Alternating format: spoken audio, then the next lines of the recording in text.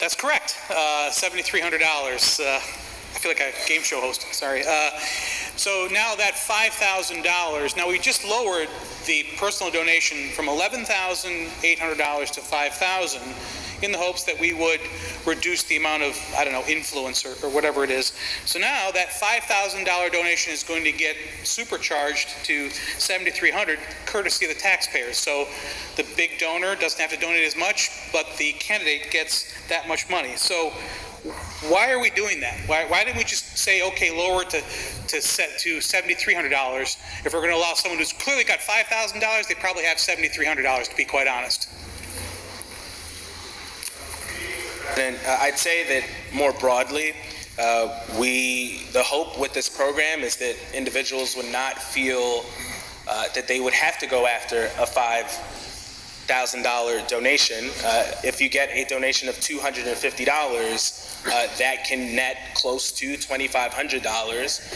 And the goal here, as it was when this was initially enacted into law, is to encourage that type of engagement between candidates and small donors. Mr. President, will the sponsor continue to yield? Will the sponsor yield? Yes. The sponsor yields.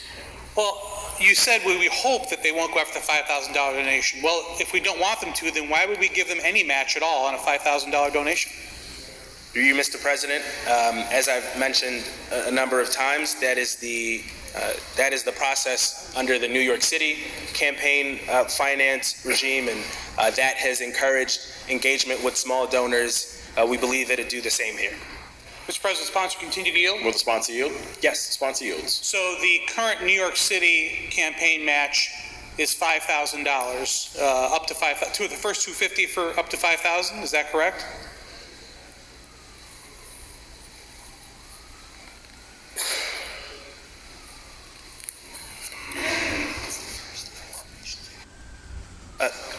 Through you, Mr. President, it is this similar concept. The numbers don't quite match because they're smaller legislative districts, but the notion that the first, whether it's 175 or 250 would be matched regardless of the size of donation, that is the same. Mr. President, sponsor continue to yield. Will the sponsor yield? Yes. The sponsor yields. Well, I know that for the longest time when we were talking about this was modeled after that New York City program. So did it change recently that we have to have a bill that actually requires a message of necessity, if I'm not mistaken, to change it? Was there a sudden change to the New York City program that necessitated this change to our bill? Through you, Mr. President, there was no change in the New York City program. Mr. President, sponsor continue to yield. Will the sponsor yield? Yes. The sponsor yields. So what was the epiphany that we all of a sudden had to make this change? I mean, nothing's changed, you just said. Now we have a bill in front of us with a message of necessity from the governor in order for us to make this change. What changed? You, Mr. President, just to clarify, there is no message of necessity on this bill from the governor, but more broadly, just like many of the other provisions in this bill, including the severability clause, that was not included, and it's not included in this current law, was the result of many discussions and one that we felt appropriate to make as we are on the precipice of this program becoming a reality. President, sponsor continue to yield. Will the sponsor yield? Yes. The sponsor yields. Okay, so what we've established is there's been no change to the program, but we have to make this, we'll call it last-minute change, even without a message of necessity, for a program that was written probably more than a year ago, I would guess.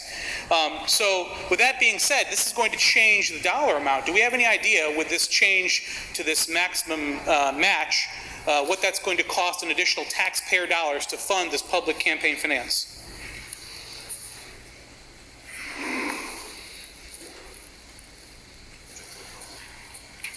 Through you, Mr. President, the total amount that can be spent on the program is capped, so it doesn't affect how much more would be outlaid, but like many of the other things that we do, it would be subject to appropriation in budget conversations.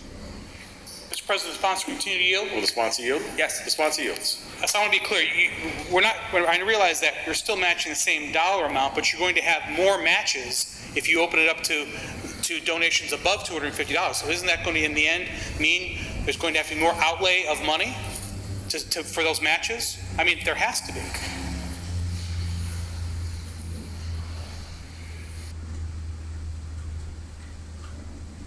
I'm sorry, Senator Borello. Do you mind repeating the question?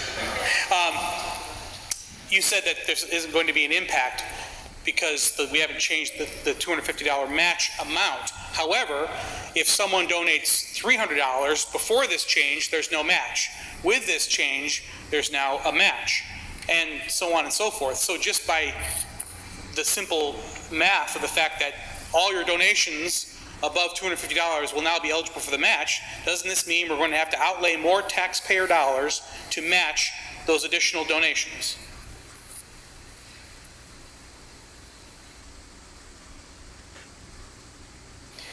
Through you, Mr. President, I'm loath to hypothesize about what will happen until we see the funds being dispersed.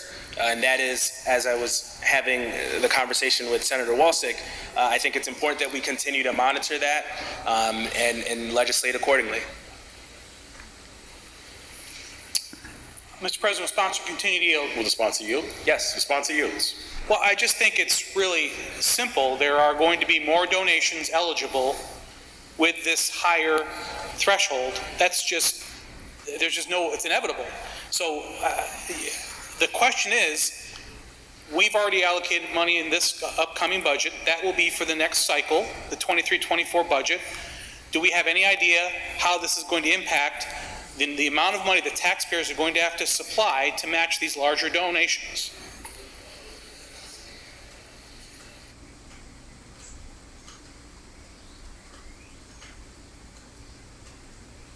Through you, Mr. President,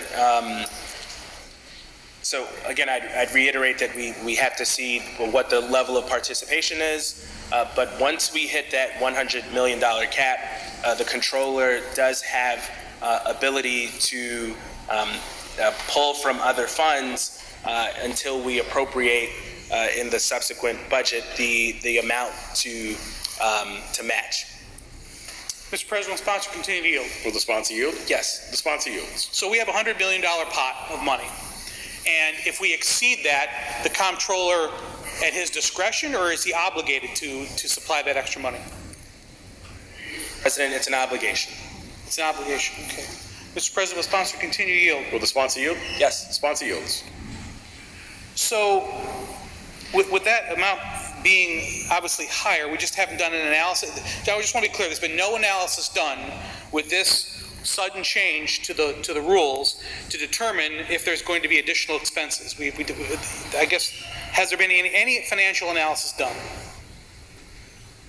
Through you, Mr. President, it will be subject to appropriation. I get the question that my colleague is offering, but having not made a single disbursement yet, it is hard to answer the question. Mr. President, will sponsor continue to yield? Will the sponsor yield? Yes. The sponsor yields.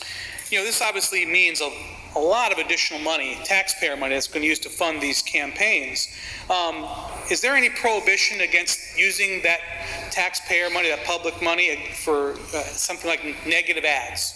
Would there be a prohibition against using negative ads with taxpayer dollars?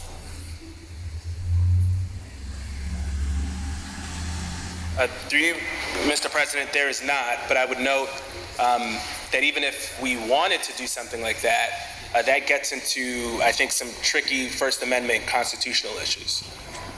Mr. President, sponsor continue to yield? Will the sponsor yield? Yes. The sponsor yields. Well, I would argue that the First Amendment only applies when you're using your own money and not the taxpayers' money. But that being said, so there's no real guardrails as to what this money can be used for. Is that correct? I'm sorry, could you repeat the question? So there's no guardrails for this where this money can be used? Through you, no. Mr. President, there is actually robust amount of guardrails, and so we prescribe, I think, pretty specifically some that you can and can't do, and also the PCFB has promulgated and will promulgate more regulations as to campaign expenditures. Mr. President, sponsor continue to yield? Will the sponsor yield? Yes. The sponsor yields. You've increased the threshold for people to qualify. For the state senate, it's going to go from $12,000 in contributions to $24,000 from at least 300 matchable donors instead of 150. What was the reason for that? Why are we raising that threshold?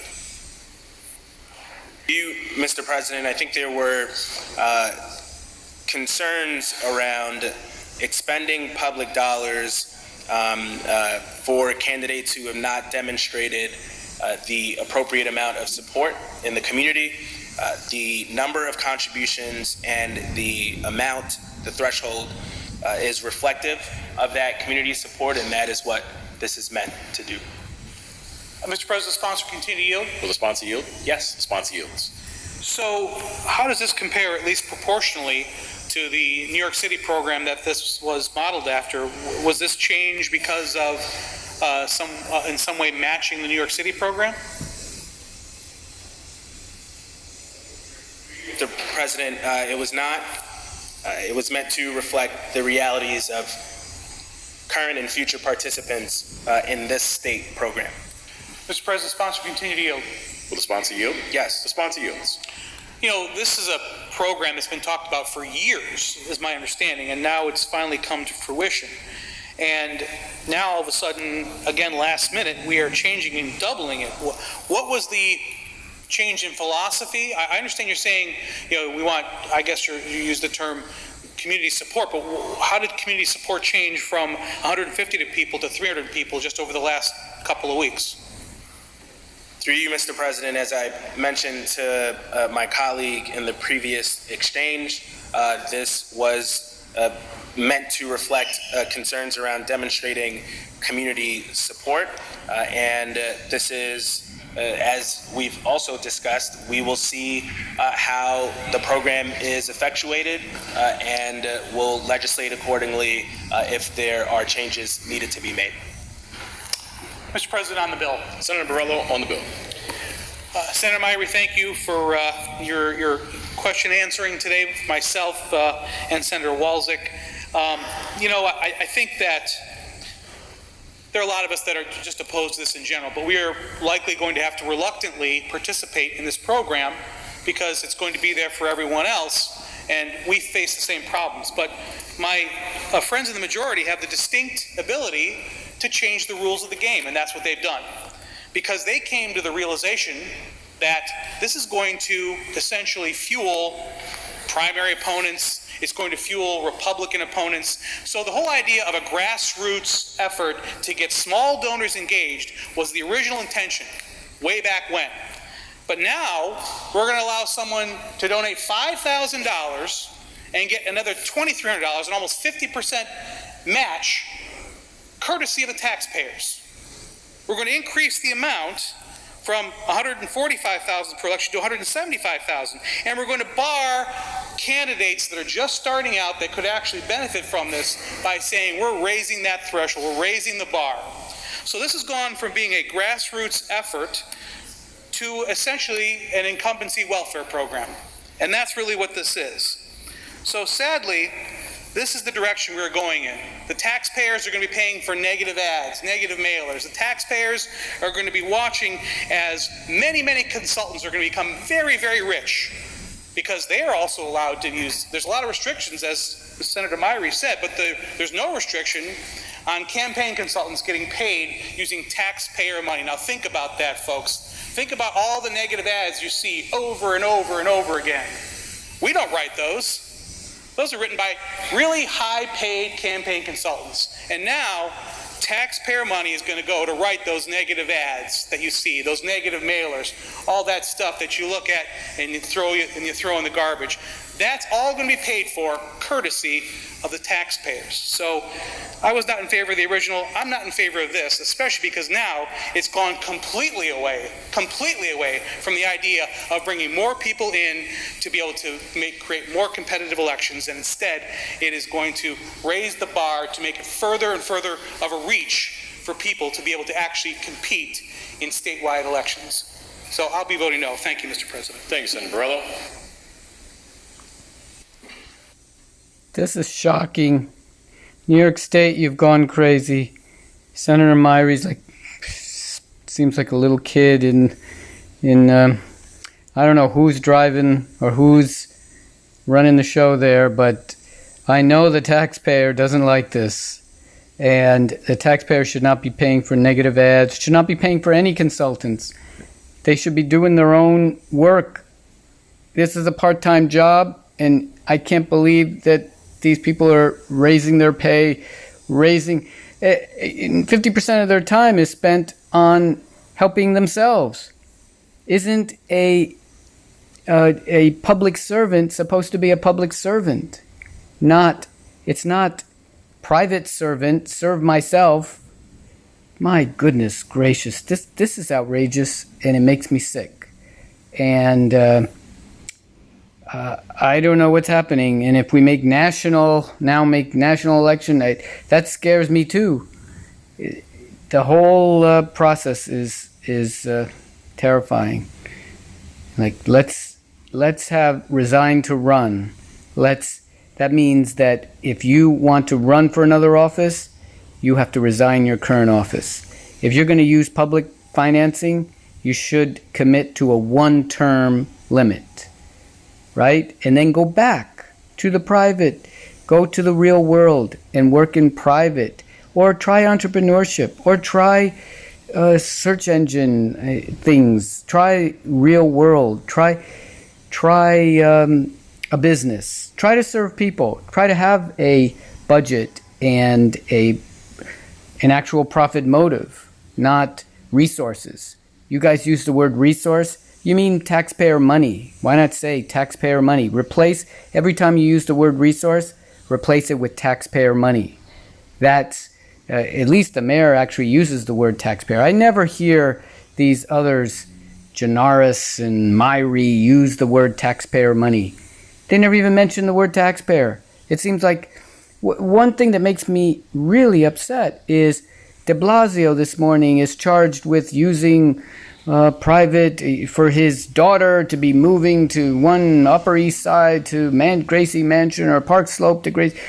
And then they say, oh, he's going to be charged with, now he's going to sue. He's going to sue back. But whose money, how many budgets do they have? They have the NYPD budget. They have the security budget. They said the security detail budget. They have their campaign finance budget. It's all taxpayer money. And then people donate $250 and they get up $3,000 or $2,000. That's taxpayer money. I'm a taxpayer. I did not contribute to de Blasio, and I don't want to contribute through my taxes. And it's not just de Blasio, any of these. And the taxpayer money should be sacred. And this is just sickening. And the people should wake up. We need some balance in this Senate. How in the world can we have one-party majority in the entire state? We might as well not have a democracy then. We have no balance, nothing. So that it's outrageous, just simply outrageous. I've never seen anything like this. People, wake up and watch this New York Senate uncut.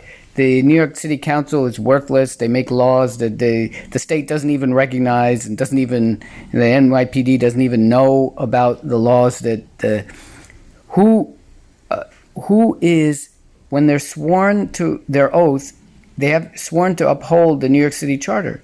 But